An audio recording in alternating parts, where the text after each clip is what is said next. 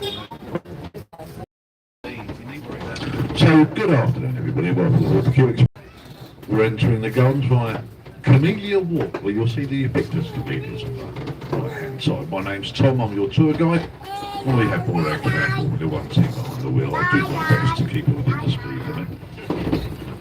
Wonderful exhibition of Henry Moore statues you're going to see around the gardens today. We have some 30 of his monumental nature pieces around the garden. This is the biggest worldwide exhibition ever. It's until February. From the train you'll see about 13 of the 30. If you want some more about it, there's a map you can get to walk around and have a look at some of these statues. And there's also around 90 to 95 more of his works in one of our art galleries that we're rapidly approaching, the Shirley Sherwood Gallery of Botanical Art. It's got a whole load of his, like some drawings and preparatory drawings, but mainly smaller works of art that he did, some in preparation for his larger monumental pieces. Just as fascinating if you're a Henry Moore fan. I'm from his brother Roger. Here's our camellias on the left hand side with the glossy leaves. They're not in flower at the moment. They're a very early flowering shrub, about early February here, very early February here. And it's a wonderful display of red, white and coral pinks when we come down. There are some hybrid camellias here you won't find anywhere else. So come back in February. So to put the gardens in a historical context, the first formal garden was laid down here in 1759 by the Dowager Princess of Wales, Augusta. She was the mother of King George III. She owned and lived here at Kew. This is one of the physic gardens laid down, which is a garden that consists of medicinal plants only. So she put that down, a small amount of trees, 5 of which are still left. That's they're called the Old Lions. I'm going to show you a lovely example of those beautiful trees planted in the 1740s towards the end of this tour. We'll wind the clock forward to 1772. Augusta, Princess of Wales, died, leaving the gardens to her son, King George III. He was already the king.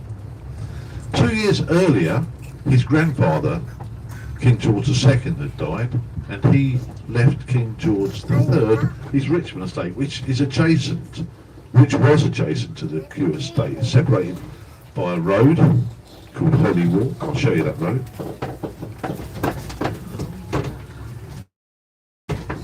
And so King George III now owned the 2 adjacent estates.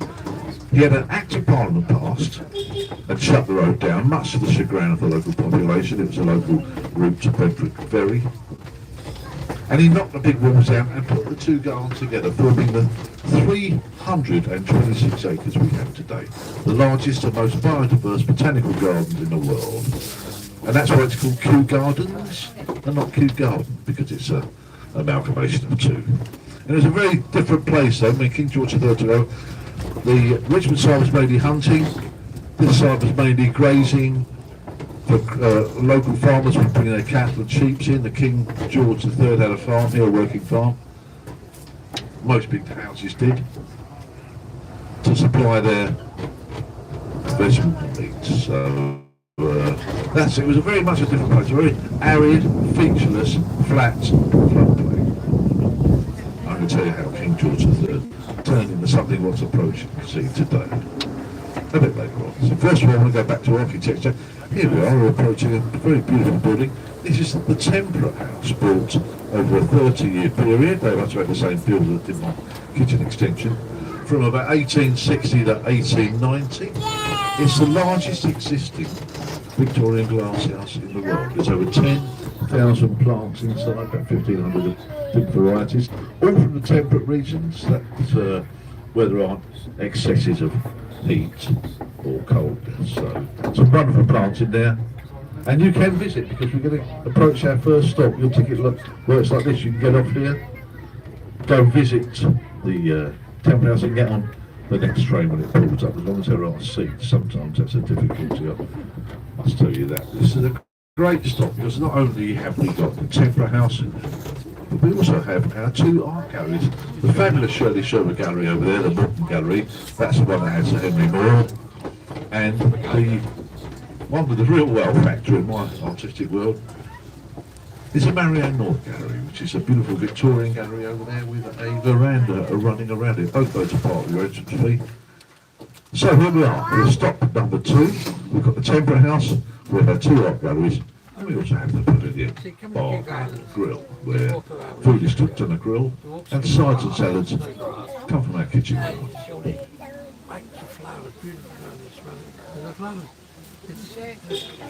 Yeah. Okay, here we go, we'll call away now.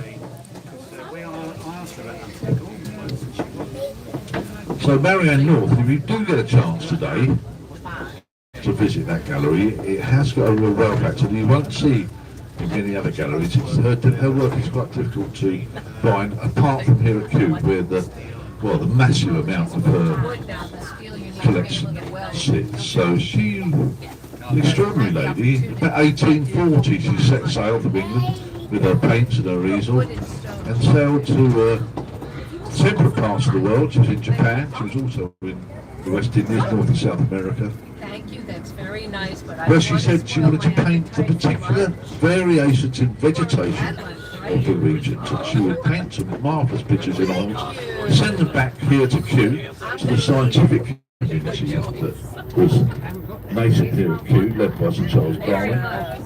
And she caused great amazement because they'd be picking plants and trees that nobody had ever seen before in Western scientific circles. So greatly admired stuff. There's 4 major plants named after her because nobody had seen these things before. So it was quite a study. She came back after 14 years with a collection of some 843 paintings. Gave them to Kew, they said we had nowhere to put them, so she paid for that gallery to be built. Decorated it herself inside, you can still see her relief work around some of the portals. And then hung floor to ceiling over 800 paintings. And they are wonderful, they're spectacular. They're very different. Most botanical paintings of that era showed a plant on a white background. She painted everything around the plant, whether there was a lake there or people or a hut, whatever. So extraordinary documents. And beautifully done. There's a small video that runs there for about 15 minutes about this lady starring Amelia Fox. So it's a great place to visit with a real wow factor.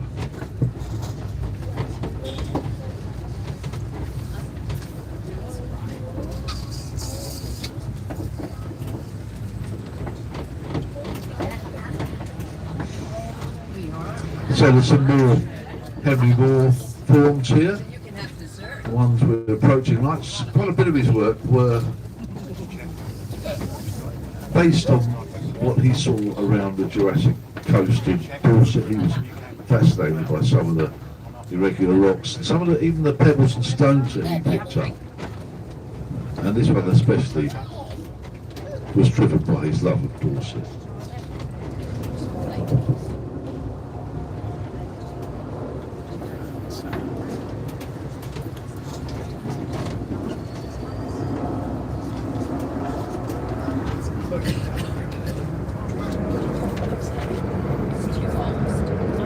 We're going to turn right here. We're at Lion Gate now, which is on the left-hand side, the smallest gate in Kew.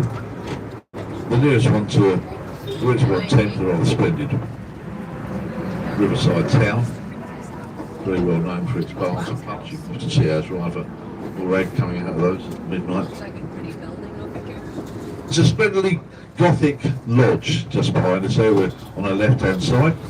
That was our chief constable's lodge. We had one of the first police forces to be established in the UK, the Kew Constabulary, in 1843, and that's where the chief constable used to live. We've still got a constabulary, we've still got a chief constable there. He doesn't got that house anymore, unfortunately. So here we are coming into view on the right-hand side, Grade 1 listed folly, the marvellous Great Pagoda built in 1762 by Sir William Chambers. Much favoured architect by the royal family. King George III studied architecture under his tutelage.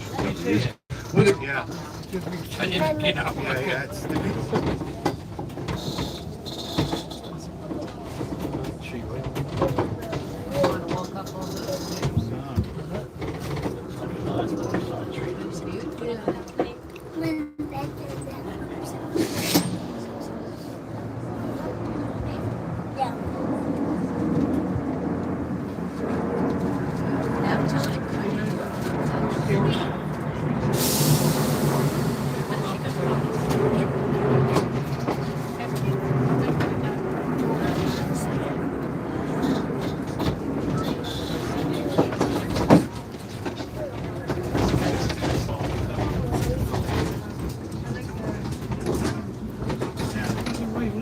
only then it's meant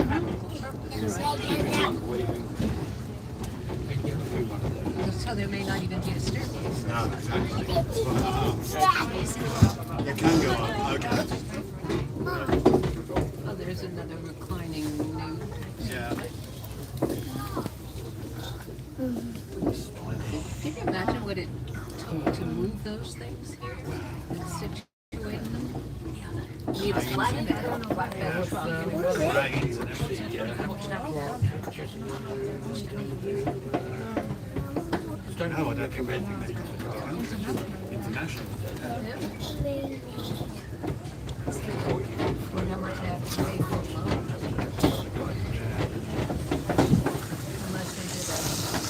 We're going to say farewell to China now and hello to Japan, because the trees on the right hand side is our Japanese garden. This is a evocation of a 16th century Japanese tea garden, peace, harmony and activity, showing for the different plantings, all Japanese plantings.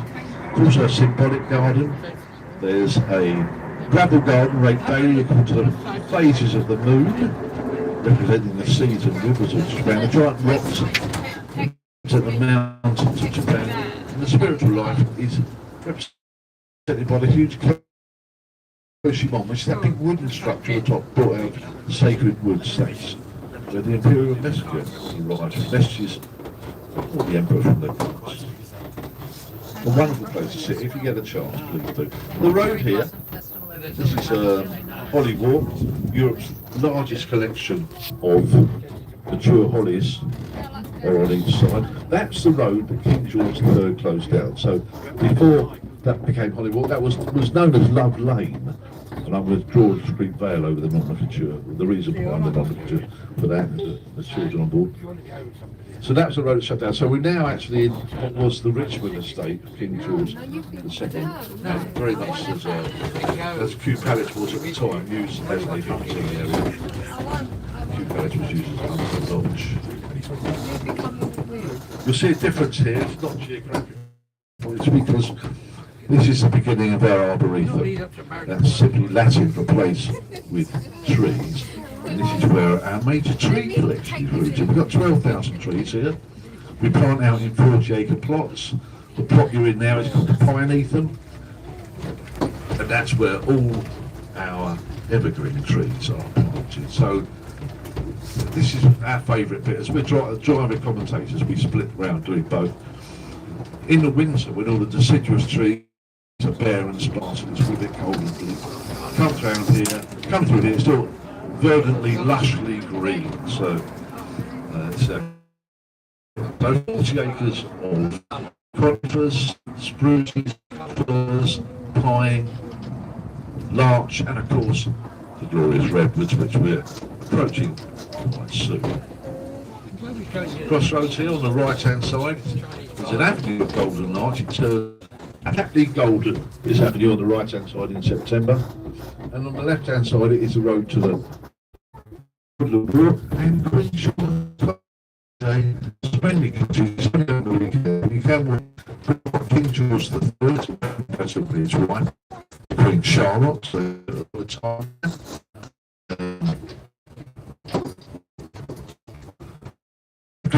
Together, born and brought up in Kew.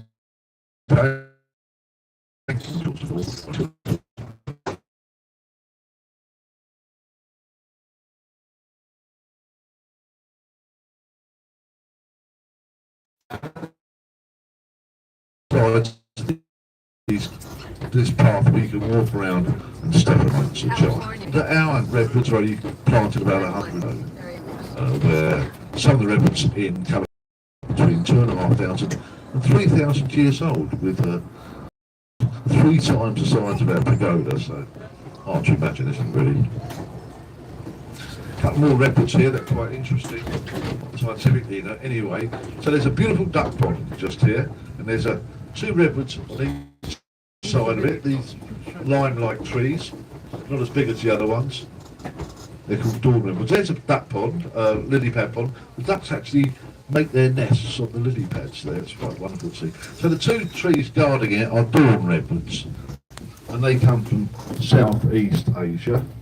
and that they are of particular interest to them because they're on the red extinction list. They are dying out around the world. So we've got quite a lot of them here. We're propagating them as quick as we can, trying to restock places that have run out. So that's one of the things we do here at Kew.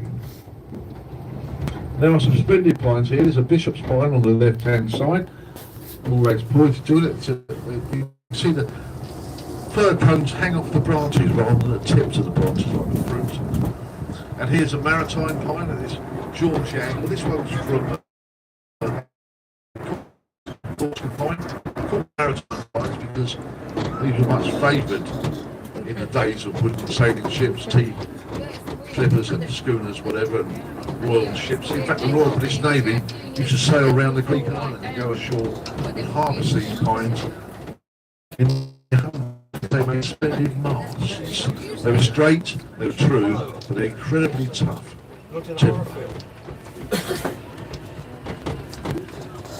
There's a lovely Chinese pine here. Chinese lace pine, this grey one. The bark is like paper. It's like beautiful tree. A couple of stone pines here. People in Carolina to get pine nuts from.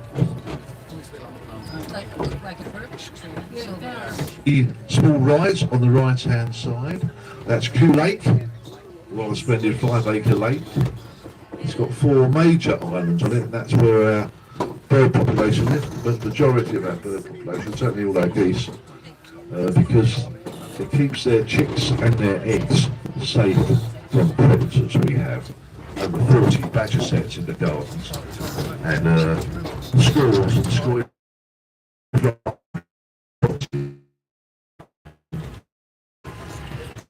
The birds keep their chicks and eggs over the water. This is stop number 4. Favourite stops. We have Kew Lake, which you can walk back to in a matter of moments. It's a gorgeous walk around the lake, especially on a day like this. It's got a lovely bridge across it. Also for the River Thames, I'm hoping the tide's come in at last. The tide's been out all day, so you don't see much of the Thames. But mainly, this is a stop for our nature reserve, which is in front of us, and on the left-hand side there's 2 barn gates. And I've got to go back to our history lesson to tell you about this one, so you do need to listen to the historical bit, because we do test you afterwards on this, you know. So behind there's 40 acres. Queen Victoria gave the gardens to the British Navy. She had them all so the British people all that was people. It's a wonderfully romantic area of woodland, wetland and meadow. It goes into the Thames. You can walk around the major parts of it. It's got a trail around it. And if you're really lucky, you might see one or 2 herds of deer that still live there, always have. Okay, we're coming up to the magnificent, mighty River Thames, if we can see it. The tide's coming in, but no, it's still not visible yet. It tidals between here and the Lock of Teddington, so some days you don't see water, depending on the tide. There's a wonderful Henry Moore here, mixed form.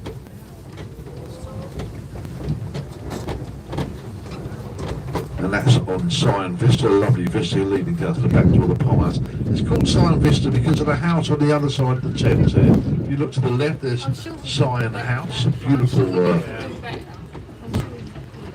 very beautiful stately home. Lived in for the last 400 years by the Duke of Northumberland, the Percy family.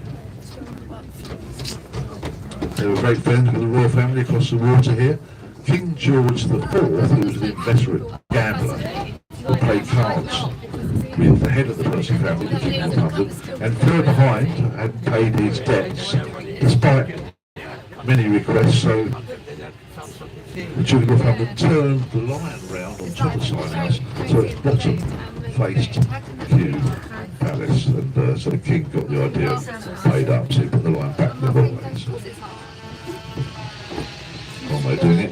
Okay, right now we're in Oak Grove. This is where we've got our major collection of oak trees rooted. We have about 1,000 English oaks, about 1,000 other oaks all around the world, Macedonia, Scandinavia, South America, other parts of Europe.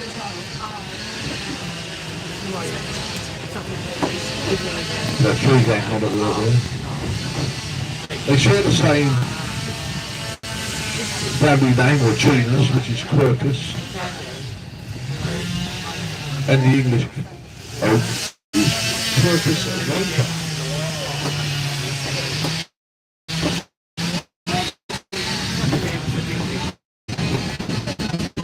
And that's on that black plate, I'll tell you which tree is which.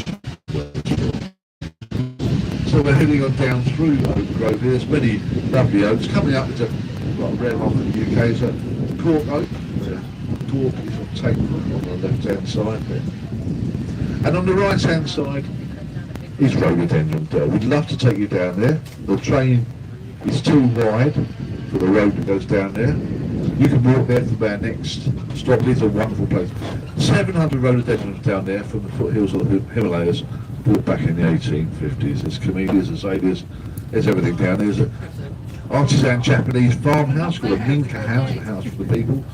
And that sits in a bamboo grove of about 130 different bamboos, including a sacred bamboo that grows around the door to keep wild dreams away. You're not allowed to take cuttings. And this is a great example of what King George III did. So I told you earlier, Kew Gardens Club, a flat floodplain used really for grazing, some hunting. He changed all that. He brought in hundreds of trees, plants, had a building program established. You've seen some of the buildings. There's more to come, more from his era anyway. But he also changed the landscape. He brought in Capability Brown, the famous English landscape designer, who was a head gardener at Sign House at the time, got a free transfer over here. And he gave him the services of 300 soldiers from the Royal Staffordshire Foot Regiment, King George III's army. And armed with picks and shovels, they dug out that great big valley down there. They built this bank that we're travelling on, this road that we're travelling on. They went into the Thames, deepened it and narrowed it to stop the flooding. Every dip, every dale, every mound you see in Kew. This chap was made by the British Army, directed by Capability Brown and King George III. When the government took over the gardens in 1840, they set up a board of trustees, which we still have that form of governance now. And these were all scientists of the day, horticulturists mainly, botanists, biologists, and they accelerated the programme of collecting plants, preserving seeds, analysing the plants, making medicine from the plants. And this was established and grew into what it is today. So from a royal pleasure ground, it's now one of the foremost scientific institutes in the world. We have over 600 scientists working here and at our partner sites in Sussex and Mauritius, looking at solutions for food and water security for mankind. We have over 90% of the world's plants growing on our 3 sites and 2.4 billion seeds in our seed bank. So if there is a catastrophe, we can resow, we can regrow. That's what we do here at Kew. Okay, stop number 5, sermon's over.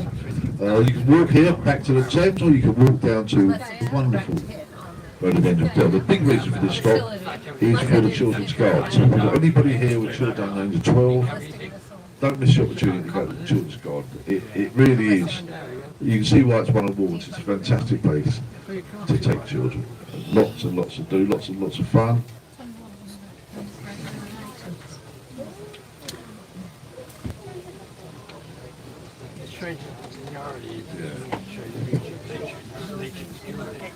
I think we're too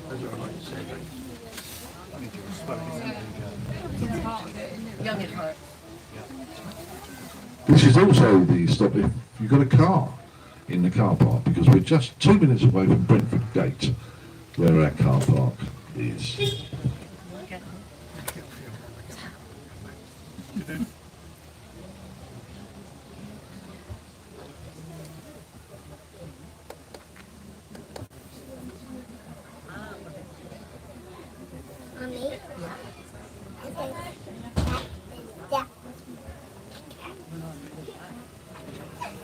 Okay, we're about to depart. Here we go.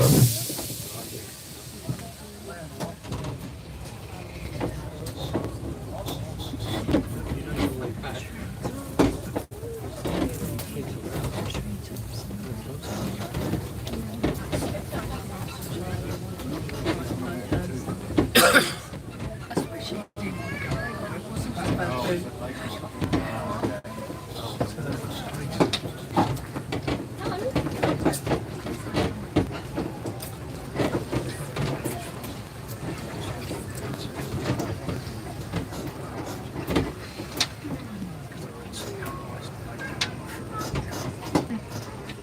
so here's a wonderful children's garden on the left-hand side. And you'll see these beautiful trees in there. These are eucalypt trees. We have a collection of about 39 different species of eucalypts here. They're wonderful trees. You might see that the bark is shedding from this. If you look up to the left-hand side now, that's nothing to do with the weather conditions. It's something the trees do themselves periodically to rid themselves of parasites, pests, drumming vines and ivy. And you also, if you're on the left-hand side of the train going forward, you might detect a rather minty smell because when there's bright sunlight, the leaves react to form a compound from which you extract eucalyptus oil, which smells very minty. It's a wonderful commodity. It's a great decongestion in medicines and remedies. Makes your toothpaste taste minty and your hair shampoo smell nice. Okay, here we go. Heading down now, Maura's taking us down to the historical part of Kew. This is where it all began. This is where Kew Palace is. Now, if you wish to visit the palace today, it closes at 4. This is a stop for you coming up, stop number 6. And you can visit the palace as part of your entrance fee and see how the royal family lived in the 18th century.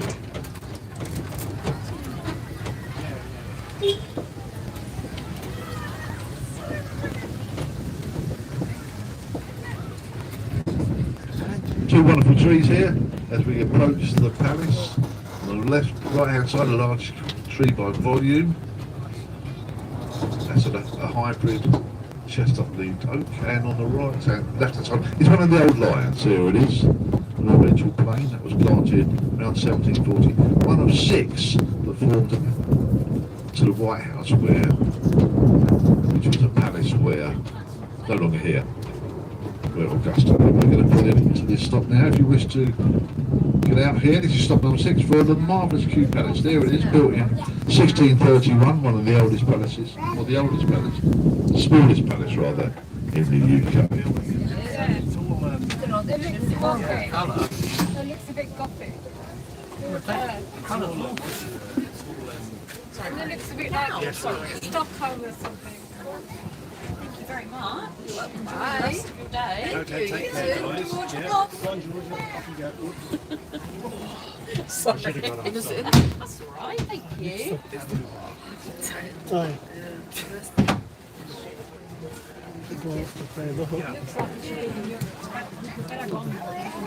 Western room. You don't want to go into the palace It is Western room there. I've been. No, I don't. What did she say? She's been. I thought she said it. I've been there. I don't want to go again. It's been ticked off. It's very good though. What about you? Do you two want to go? Yeah, Tanti, what we're trying to figure out is, like, you can get off and get back on. But if nobody gets off, how can you get on? That's right. If there's no seats, you can't get on. Exactly. Did you want to go in? No. But the guy did say. The guy did say. We try out for me, something try. He did it early on in the trip. He said about the seats being difficult.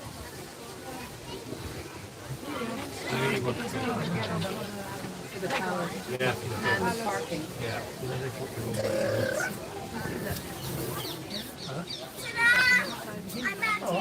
Can someone take them off me?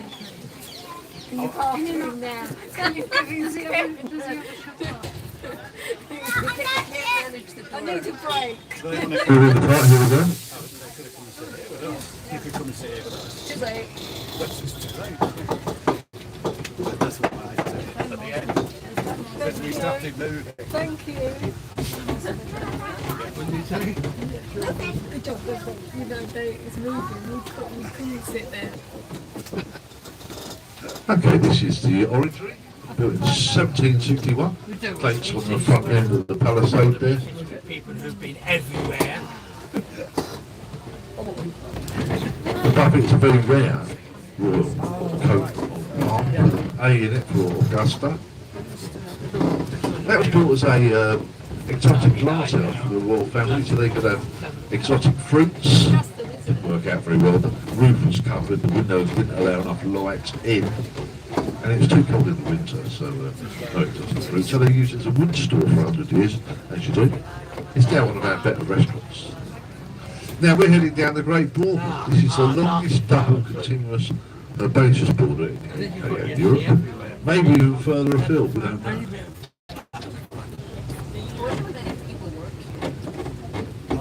Real testament to our gardening skills, I think. Plants are planted out in families. Quite surprising what's in the daisy family, what's in the mint family. There's a storyboard that tells you about which plants are in the family, and I always find it very informative to, if you're a bit of a plant nerd, it's a great place.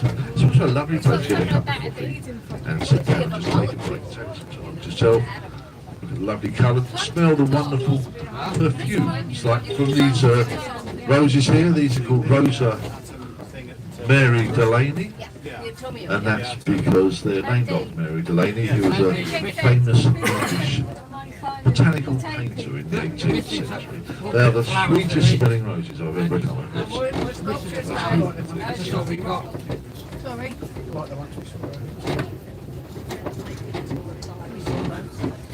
It's all open to interpretations. So, this guy probably got a lot of commission for his artwork. Give me a bit. Or artichoke thistle. Give me a bit of answer, and I'll show you. I said it was a thistle, you said it was an artichoke. You were both right. Did you want to go in seriously? Because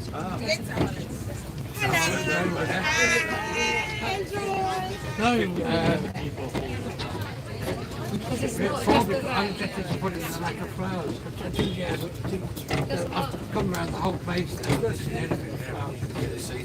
Oh, it's 54 Just pounds. bought it for you, for a little bit before. Yeah, to be a member. Well, how much is it to get in without being there? Is it that much? Wow. I would get free of my card. We're going to turn right here and we're going to approach the wonderful farmhouse. This is our tropical conservatory. Everything contained within is tropical. Built in 1845 by Decimus Burton. He also built the Temperate House and he built the Elizabeth Gates at Kew Green. He built this with his help with his friend Richard Turner, who was a Belfast-based ship builder, and they use shipbuilding techniques constructing. That's a lot like the upturned hull of an ocean-going liner, somewhat, isn't it? Beautiful conservatory. Fronting it is a parterre, a verbal garden that's replanted 3 times a year. This is a summer planting, obviously. Some fabulous dahlias in here. It really is to show our gardener's skills, isn't it? Marvellous stuff. Actually doing that 3 times a year.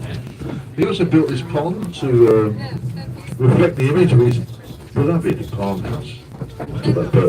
And it's guarded by the 10 royal beasts. These statues are actually heraldic devices of the royal family from the Plantagenets I don't onwards. understand that. How can he survive when the roses die? Because they're probably watered. They've all been They line the day, they line the mall the day Queen Elizabeth II was crowned. Do the same with the rose garden. After the coronation, she gave it to us. They've been here ever since the 50s, anyway. Okay, we're coming back to stop number 1 now. We're going to stop on the other side because we've got to charge the vehicle a bit due to Morehead's excessive driving speeds. We need a bit more juice in the tank. So be careful when you disembark. But Morehead and I, Tom, we'd like to say thank you very much for choosing to travel with us today. We hope you've enjoyed your trip. We hope you give some ideas on what to do for the rest of the day. The gardens are open until 7. The galleries and conservatories close at 5. The cafe's open till about 6:45, I think. So there's lots to do. There's lots to discover here at Kew. But anyway, thank you very much for travelling with us today. Thank you very much. And goodbye.